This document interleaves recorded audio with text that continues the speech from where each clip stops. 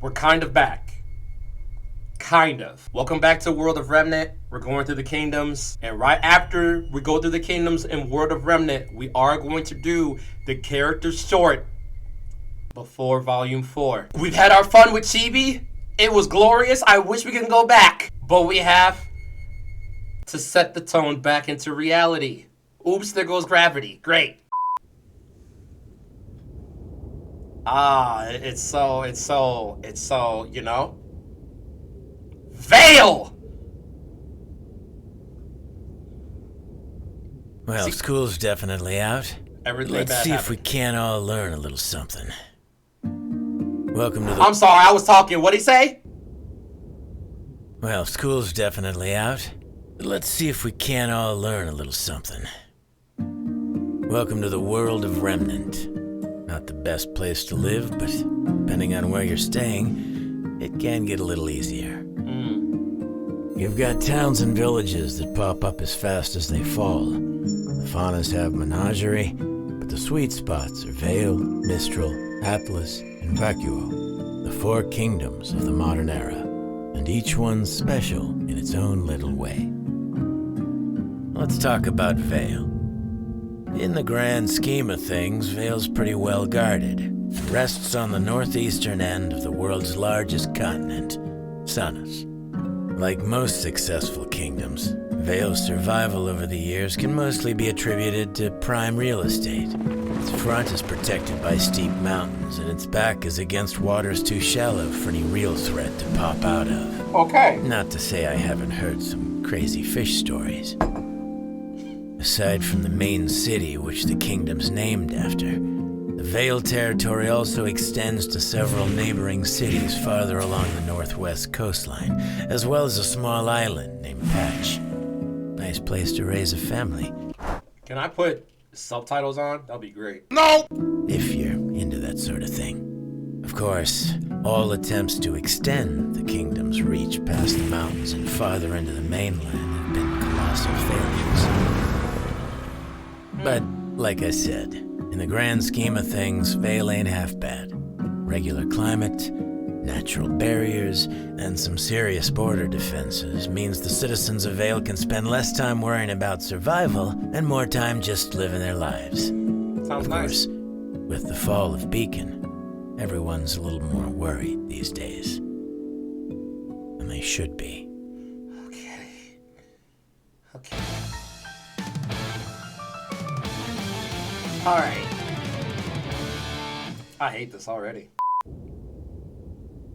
Mistral. Alright. Who was from Mistral again? Was anyone from there? Sound like Right. Where were we? The east of Salus is Remnant's second largest landmass, Anima. That's where you'll find the kingdom of Mistral.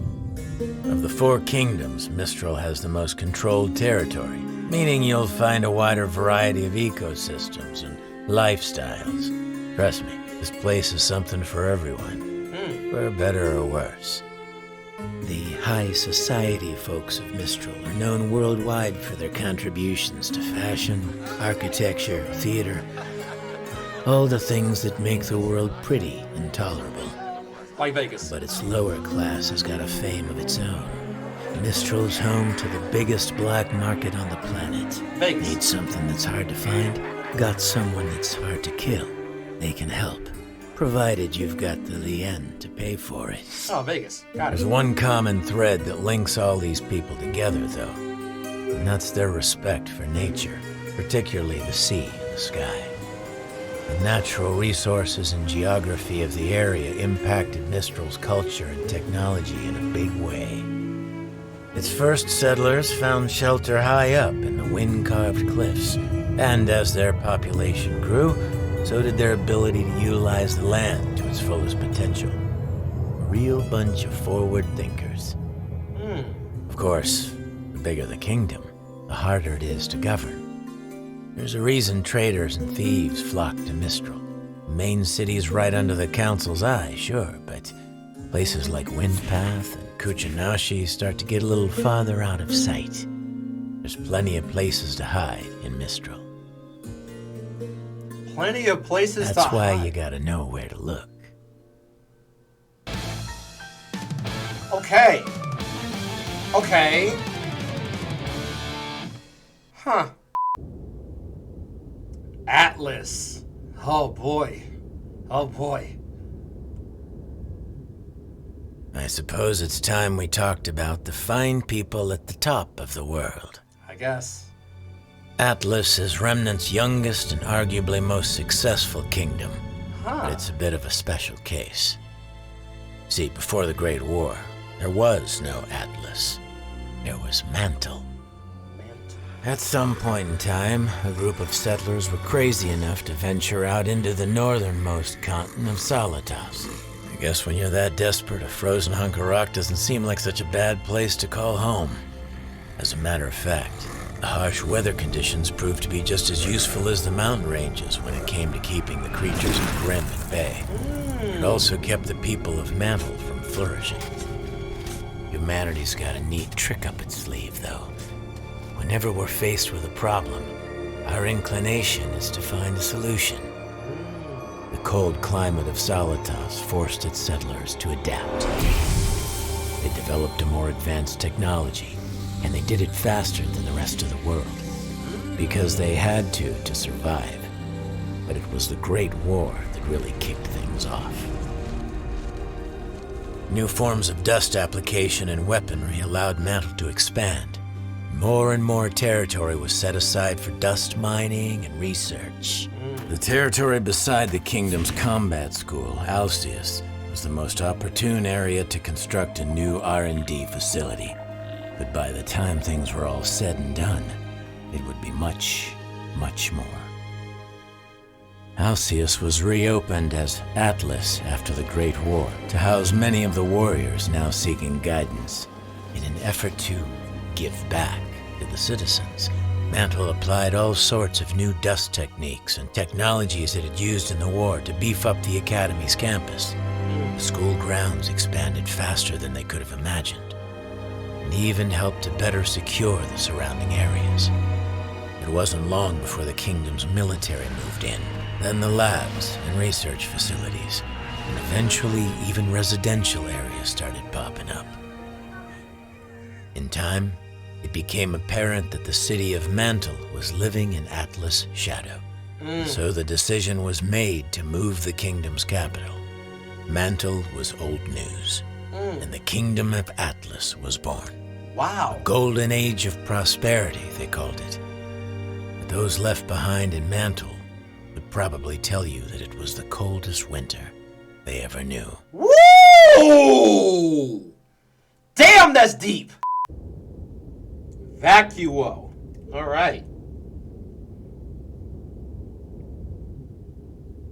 Now, if there's one kingdom that's had it harder than the people of Mantle, it's Vacuo, the last of the four great kingdoms. The western end of 𝘶𝑁𝐺 is a barren and desolate wasteland. But long ago, before man went and ruined everything, it was a paradise. In the center of the vast desert was an oasis unlike anything you'd ever seen. A jungle bursting with natural resources, geographical defenses, and the world's largest recorded deposit of dust. Nomads that survived the journey across the scorching sands settled down in this little hidden gem, and over time the kingdom of Vacuo thrived. Unfortunately, comfort breeds weakness. While the rest of Remnant had to learn and adapt in order to survive, Vacuo's ancient society kicked back and lived a life of complacency. But when other, more developed kingdoms set their eyes on everything Vacuo had to offer, its citizens couldn't do anything to stop them from taking it. Years of human conflict, unrestricted mining, and ecological disasters have changed Vacuo.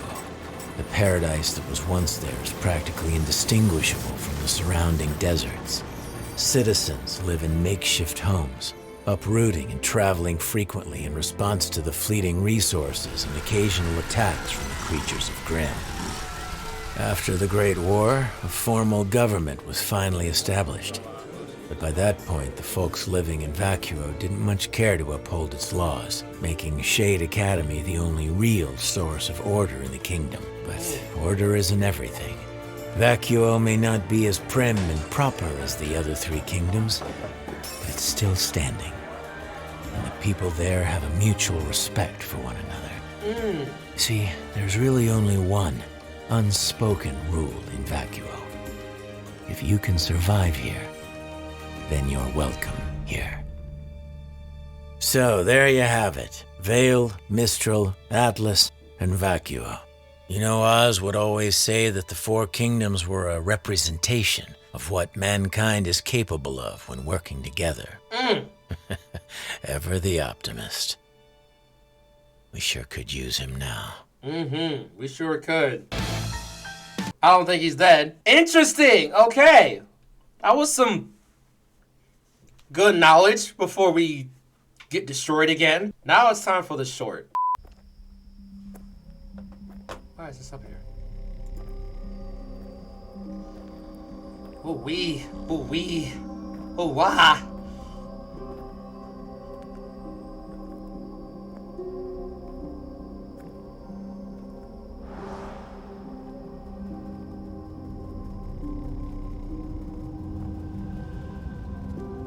Hiya.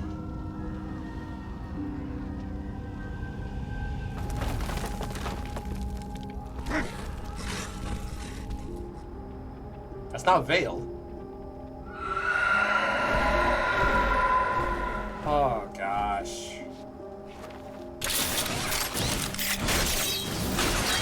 Yeah! I love me a sight. Oh wow. Okay. Turn this up.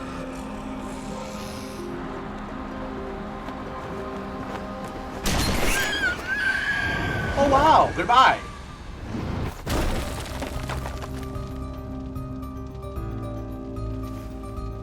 What's up, Ruby?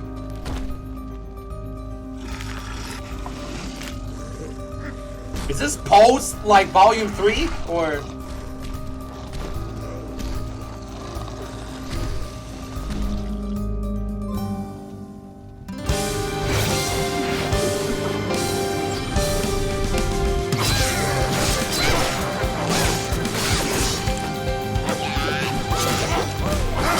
Excellent!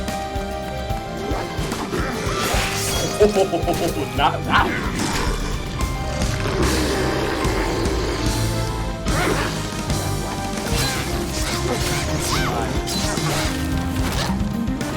Damn! He's throwing bricks? What? Whoa, that was slick! Wow!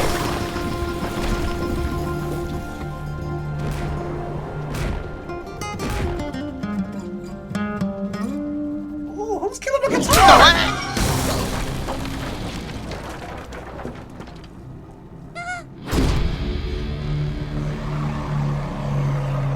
Wow! Okay, it's not Kevin.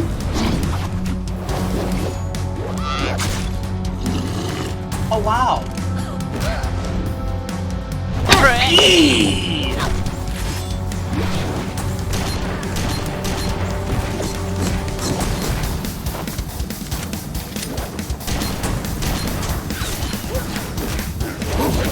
Oh my god!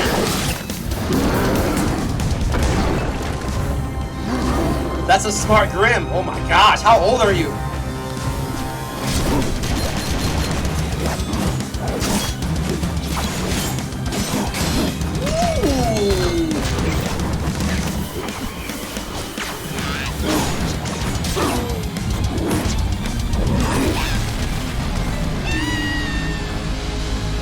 Okay.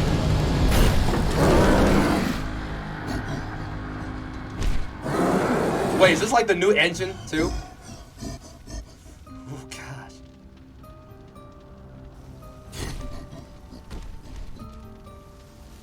Ooh, that's so cool.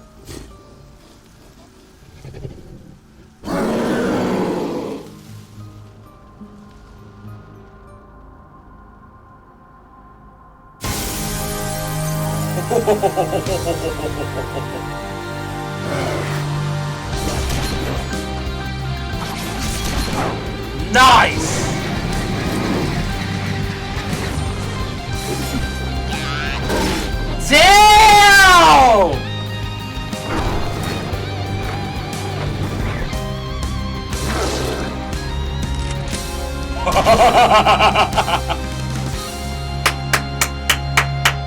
Magnificent! Ruby, we saw smoke. Heading your way. Don't start without us.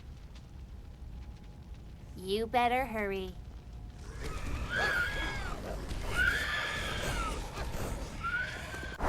I got sad. I got sad again. I got re-sad. Move forward. It's okay. Oh